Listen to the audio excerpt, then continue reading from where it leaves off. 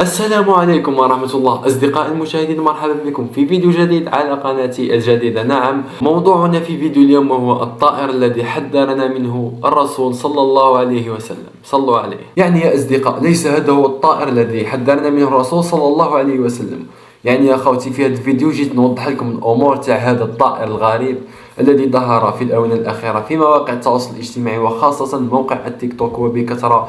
يعني يا خوتي، حتى طلعوه ترند ولاو يديروه بزاف، وصلت لدرجة أنهم حتى في الرشاش يكتبوا الطائر الذي حذرنا منه الرسول صلى الله عليه وسلم أو النبي صلى الله عليه وسلم، بيخرج لهم هذا المخلوق. والمشكلة خوتي، مش هذا هو الطائر الذي حذرنا منه الرسول صلى الله عليه وسلم، وهذا مجرد طائر مصنوع بالذكاء الاصطناعي.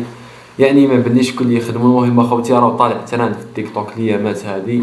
نعم، ويقولوا بلي يخرج في 2027، وبين يكذبوا كبار كذابين في العالم. شغل طلع ترند ولاو يديروه هكا، بيطلعوا لهم نيجام وكتعرفوا. ما الطائر الذي حدثنا عنه النبي صلى الله عليه وسلم؟ فاسمه طائر الحداة، وذكره في حديث وذكر 5 منهم. وذكر ايضا طائر الحداة هذا خوتي لانه طائر خطير، لدرجه انه اذا شاف حريق في غابه يروح يهز يعني جمره من هذاك الحريق ويروح يرميها في كاش غابه خلاف باش يزيد يدير الحريق هذاك في غابه خلاف. يعني راكم تشوفوا درجه الخطوره هذا الطائر، وعلى هذه امرنا الرسول صلى الله عليه وسلم بقتله.